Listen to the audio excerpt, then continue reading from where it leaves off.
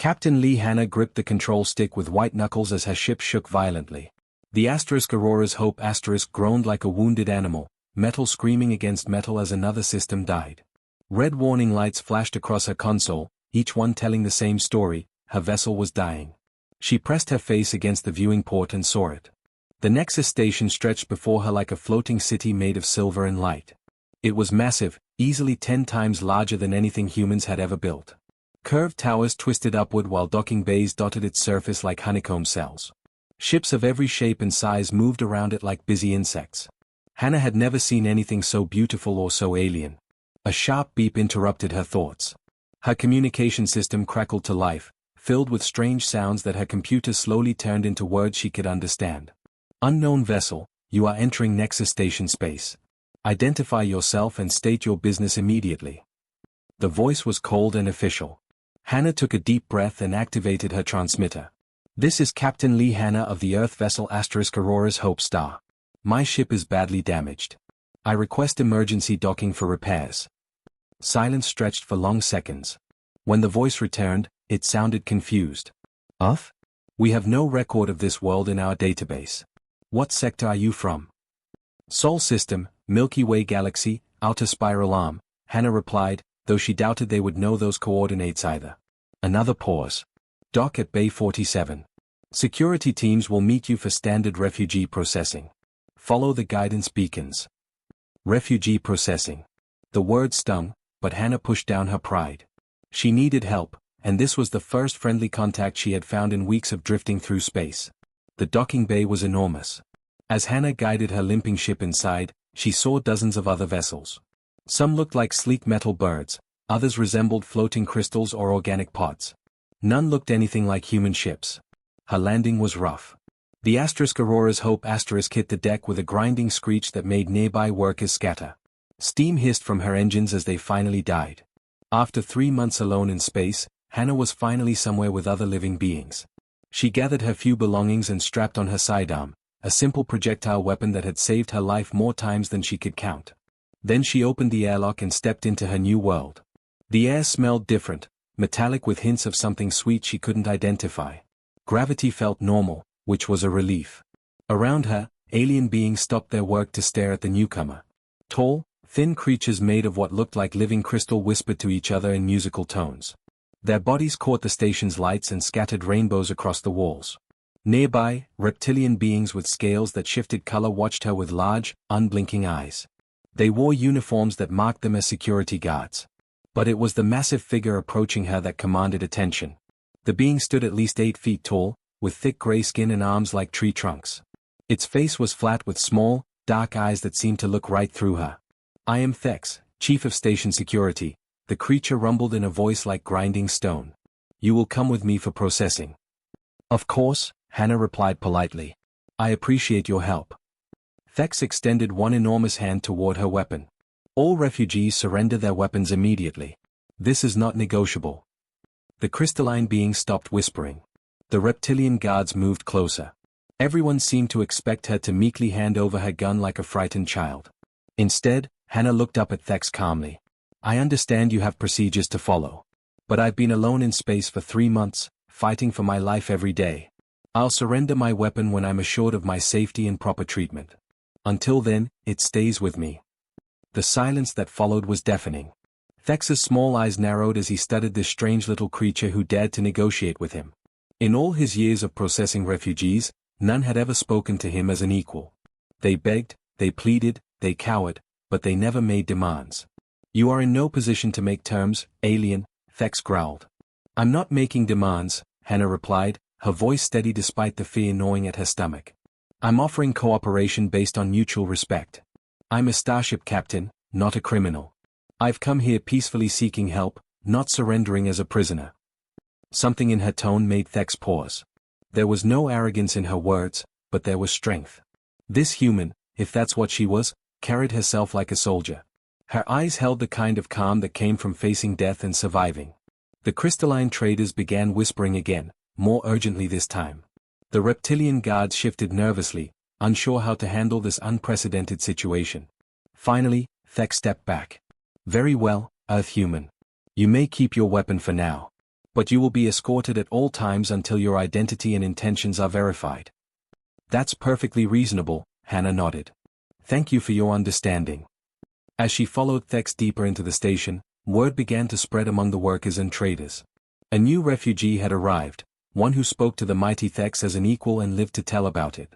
Behind her, the Aurora's hope sat silent and broken, the last evidence of humanity's first voyage to the stars. 3 days had passed since Captain Lee Hannah arrived at Nexus Station. She had spent the time learning about this strange new world, talking to traders and workers from dozens of alien species. The station felt like a small city floating in space, full of life and hope. That hope shattered when the alarms began screaming. Hannah was in the observation lounge, watching ships come and go through the massive transparent walls, when the lights turned red. The peaceful hum of daily life stopped as if someone had flipped a switch. Alert! Alert! Harvester fleet detected approaching from hyperspace. All civilians report to emergency shelters immediately. All military personnel to battle stations. This is not a drill. The announcement repeated in languages Hannah didn't recognize, but the fear in every voice was universal. Around her, aliens of every shape and size ran for the exits, their faces showing pure terror. Through the observation window, space itself seemed to tear open. Black shapes poured through the rips like ink spilling into clear water. Dozens of ships appeared, each one sleek and deadly, moving in perfect formation like a school of mechanical fish. Harvesters, whispered a crystalline trader beside her, its musical voice shaking with fear. They consume everything. Nothing stops them. Hannah had heard the stories during her 3 days on the station. The harvesters were ancient machines, older than most civilizations. They traveled from system to system, eating entire worlds. They turned planets into fuel and people into energy. For months, they had been destroying everything in this part of the galaxy. She ran toward the command center, pushing through crowds of panicking civilians. Guards tried to stop her, but she had learned their language well enough to demand passage. The command center buzzed with desperate activity. Officers from different species worked at glowing displays, their voices mixing into a chorus of controlled panic. At the center of it all stood Commander Park Minho, a tall man with kind eyes that now looked haunted. Park was human-looking, but Hannah had learned that many species in the galaxy shared similar forms. His dark hair was streaked with gray, and his uniform marked him as the station's military leader. "Sir, the Harvester fleet outnumbers us 3-1, reported a reptilian officer. "Our defensive fleet doesn't stand a chance in direct combat." "Begin evacuation procedures," suggested another officer, this one covered in blue fur. Park shook his head grimly. 30 million people live on this station. Our transport ships can maybe carry 1 million. Where would we take them? The harvesters would just hunt them down. Hannah watched the tactical display over his shoulder. The enemy ships moved like clockwork, spreading into attack formation with machine precision. Each vessel was identical, perfect, and deadly. "Commander Park," she said quietly. He turned, surprised to see the human refugee in his restricted command center. "How did you get in here? This area is off-limits to civilians." "I convinced your guards that you might need all the help you can get," Hannah replied. She stepped closer to the tactical display, studying the enemy formation. "I know you're thinking about running. I want to help you fight instead." Several officers laughed nervously. A blue-furred lieutenant shook his head. "With respect, human, this is military business. You should be in the civilian shelters with the others." But Park didn't laugh. In 3 days, he had heard stories about this strange newcomer. She had fixed broken equipment with scraps and wire. She had settled disputes between rival trader groups with calm words and fair solutions. Most importantly, she never backed down from anyone, not even the massive security chief Thex. "You're one person with a broken ship," Park said carefully. "The harvesters have never been defeated in battle. What could you possibly do against an entire fleet?" Hannah pointed at the display showing his fighter squadrons.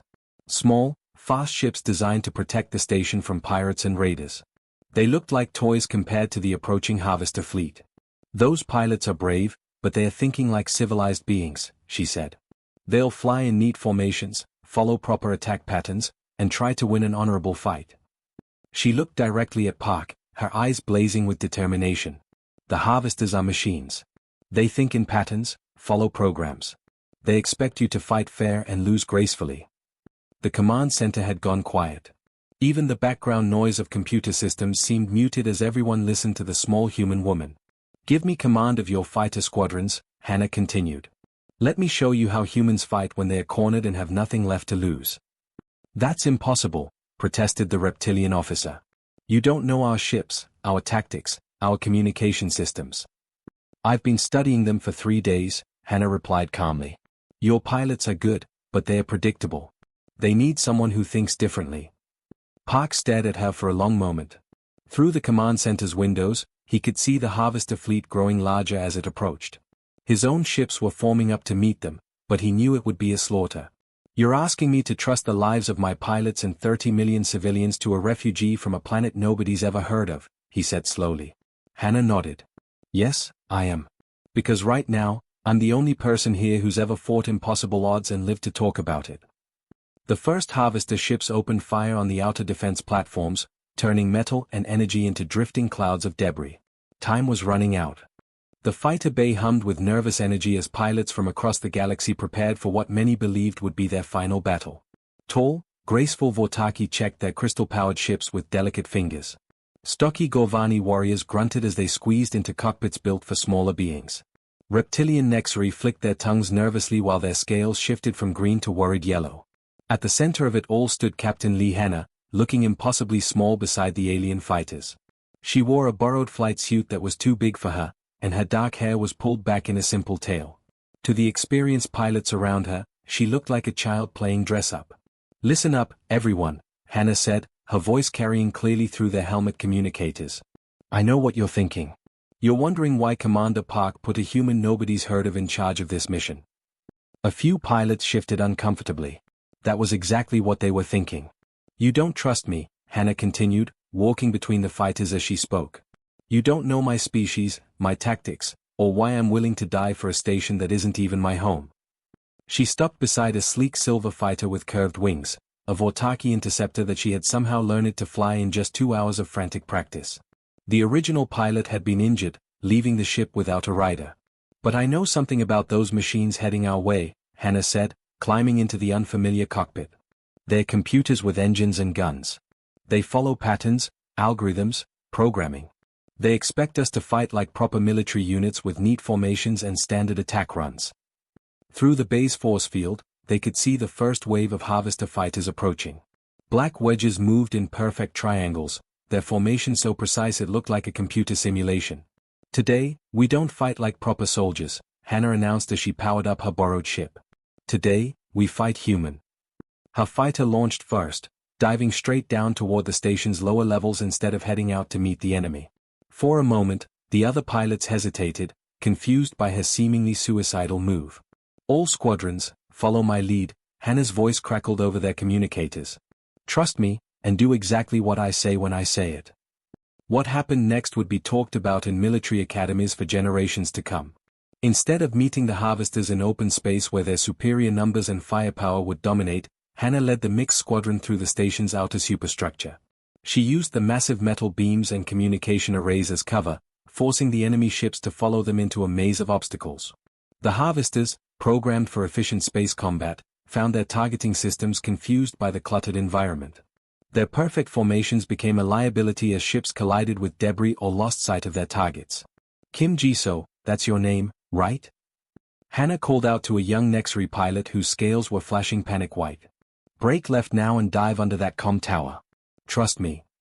The Nexari pilot obeyed just as 3 harvester fighters came around the tower from the right, their guns firing at empty space where he would have been. Vortaki flight, see that chunk of metal floating at your 2 o'clock. Hannah continued, her voice calm despite the chaos around them. Ram it toward the enemy formation. Use it as a weapon. The crystal-bodied Vortaki pilots, with their natural understanding of physics and momentum, immediately grasped her strategy. They pushed the debris into the path of incoming harvesters, disrupting their attack run. But it was more than just tactics. As alien pilots began taking hits, as their friends died in explosions of light and metal, Hannah's voice held them together. I see you, Govani Squadron. You're doing great. Use your ship's armor to absorb hits for the lighter fighters. Nexari Wing, your speed is your advantage, hit and run, never stay in one place. She spoke to each pilot by name, somehow remembering their voices and call signs after knowing them for mere minutes. When a Vortaki fighter took a hit and started spinning out of control, Hannah was there with course corrections. When a Gorvani pilot's targeting system failed, she guided his shots manually. "Wait for it," Hannah whispered as a group of harvesters pursued her through a field of wreckage. "Wait, now. All fighters, converge on my position and fire everything." The trap she had led the enemy into became clear. The harvesters had followed her into range of the station's defensive guns, and now they were caught in crossfire from above and below. One by one, the perfect black fighters began exploding. Their formations broke apart as confusion spread through their network. For the first time in recorded history, harvester fighters were retreating. The surviving pilots whooped and cheered as the first wave pulled back. In the station's command center, officers stared at their displays in disbelief. The impossible had happened, they had won. But Hannah's voice cut through the celebration. This was just the beginning. 3 more waves are coming, each one bigger than the last. They'll adapt to our tactics now. She was right. On the edge of sensor range, more harvester ships were moving into position. The next wave would be twice as large, and they would be ready for human unpredictability. Word of the victory spread through Nexus Station like wildfire. In the civilian shelters, 30 million beings whispered the name of the human pilot who had done the impossible. But the real battle was still to come. The command center shook as another explosion rocked Nexus Station. Warning lights flashed red across every surface, and the smell of burning metal filled the air. Through the reinforced windows, Captain Lee Hanna could see the final harvester wave approaching like a nightmare made real. These weren't the small fighters they had defeated before. Massive black ships the size of city blocks moved through space, surrounded by clouds of smaller vessels. Each capital ship bristled with weapons that could tear through the station's hull like paper. Behind them came support ships, repair drones, and enough firepower to destroy a dozen worlds.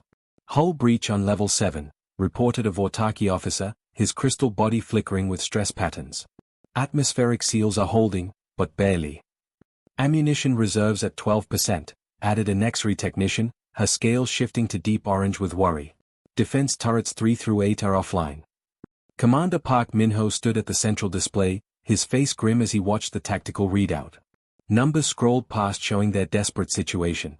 They had fought for 6 hours against impossible odds, but mathematics didn't lie. The station would fall within the next hour.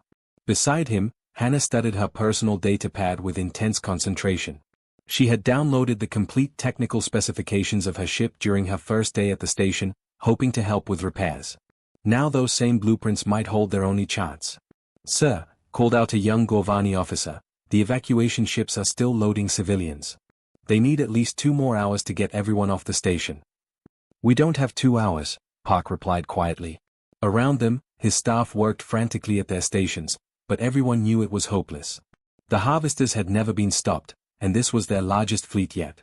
"There is one option," Hannah said suddenly, her voice cutting through the noise of alarms and shouting. She turned her datapad toward Park, showing him the schematic of her ship's power core. Park looked at the display and his eyes widened as he understood what she was suggesting. The exotic matter containment system that powered human vessels was unlike anything the galaxy had seen before. If it was deliberately overloaded and breached, the explosion would be enormous. "You're talking about a suicide run," he said slowly. "Flying your ship directly into their command vessel. The explosion might be big enough to destroy their flagship and disrupt their coordination network," Hannah finished. "These machines work together like a hive mind. Take out the central command ship, and the others will lose their coordination for several minutes. Maybe long enough for the Federation reinforcements to arrive." The command center had gone completely quiet. Every officer, from every species, stared at the small human woman who was calmly discussing her own death. "The Aurora's Hope is barely flight-worthy," protested a blue-furred lieutenant.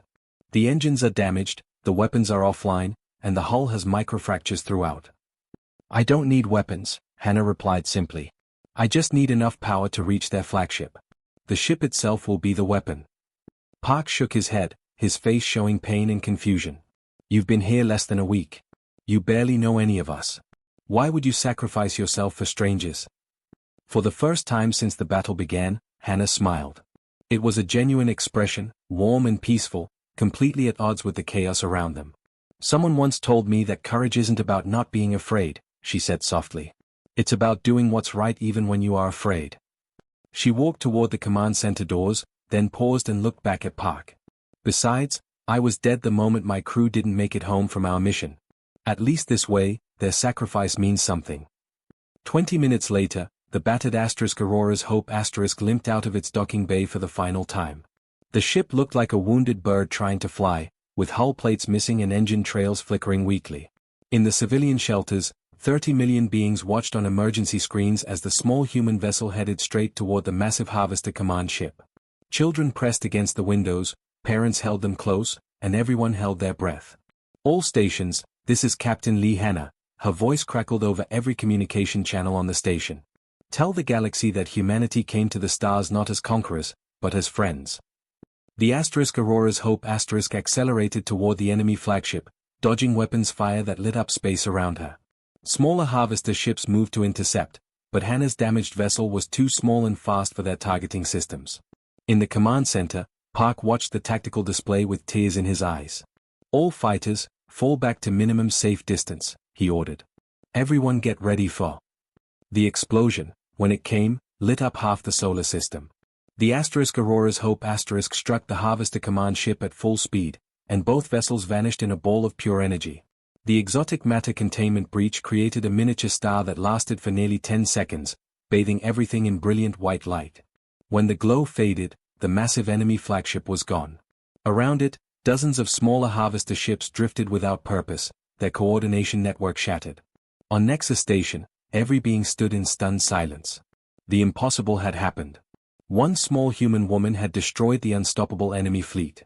In the distance, hyperspace tears opened as Federation reinforcements finally arrived. But the battle was already over. Captain Lee Hanna of Earth had saved them all. The morning sun shone through the crystal spire as thousands of beings gathered in the Memorial Plaza. 1 year had passed since the Battle of Nexus Station, and the galaxy had not forgotten. Ambassador Cho Jinwoo adjusted his formal robes as he walked toward the speaking platform.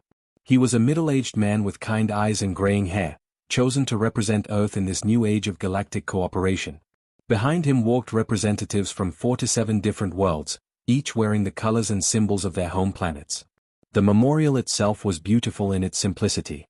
A tall crystal tower reached toward the stars, its surface covered with names written in hundreds of different languages.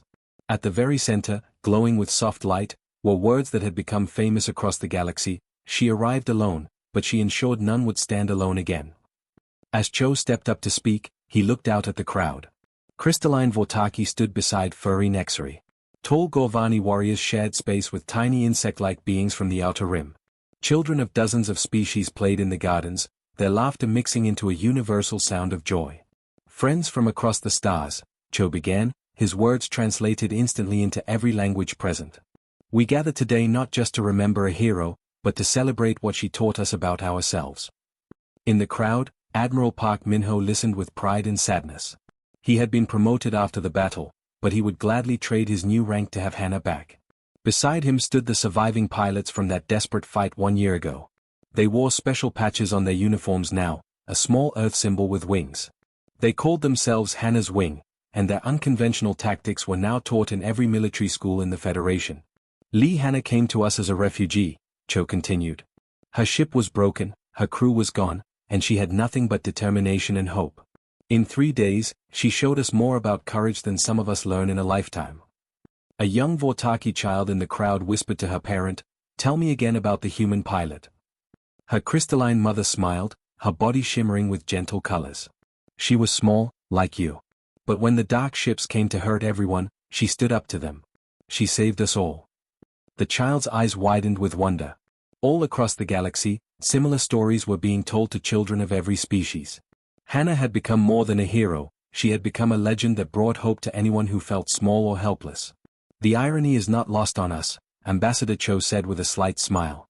Earth sent one explorer to make first contact with galactic civilization. We hoped she might establish trade relations or perhaps sign a simple treaty. Laughter rippled through the crowd. Everyone knew how much the galaxy had changed since that day. Instead, that one explorer became the most honored hero in Federation history. Because of her sacrifice, Earth has gone from an unknown world to the most sought-after ally in known space. Every week, new species ask to join our alliance. They don't want our technology or our resources, they want to learn what made Lee Hanna so brave. In a quiet corner of the memorial garden, an old Gorvani veteran sat on a bench with his grandson. The young boy played with a toy fighter, making swooshing sounds as he imagined epic battles. "Grandpa, were you really there when she fought the dark machines?" the boy asked. The old warrior nodded slowly. "I was just a gunner on one of the defense platforms. I watched her lead those fighters through the debris fields like she was dancing. She spoke to each pilot like they were her own family. Even when death was certain, her voice never shook." "Will I ever be that brave?" the boy wondered. His grandfather patted his head gently. "Courage isn't about being big or strong, little one. It's about doing what's right even when you're afraid." That human was probably terrified, but she did what needed to be done anyway. As the ceremony continued, ships from across the galaxy arrived and departed from Nexus Station. The station itself had been rebuilt and expanded, becoming the most important hub in Federation space. But its defenses weren't made of metal and energy shields. It was protected by something much stronger, the memory of what had happened there. Today, children of 100 worlds play games where they pretend to be the legendary human pilot, Ambassador Cho said, gesturing to the youngsters in the garden. They are learning that heroes come in all shapes and sizes. They are learning that courage is universal. A small Nexari child ran up to one of the human diplomats in the crowd. "Are you from Earth too?" she asked, her scales bright with excitement. "Are you brave like Captain Hannah?" The diplomat knelt down to her level. "We all try to be. She showed us that being human isn't about where you're born, it's about what you choose to do when others need help." As the sun set over Nexus Station, the ceremony drew to a close. Representatives from dozens of worlds came forward to place flowers and crystals and other tokens of respect at the base of the memorial. Each species honored their heroes differently, but today they all honored the same person. Admiral Park was the last to approach the memorial. He placed a small metal plate beside the crystal spire. On it was written a simple message, "From your wingmen, we're still flying." Above them all, the stars shone down on a galaxy that had learned an important lesson. Sometimes, one person willing to stand when others fall can change everything. And Lee Hanna's name would be remembered forever, not just as a hero, but as proof that courage lives in the hearts of all beings, waiting for the moment when it's needed most.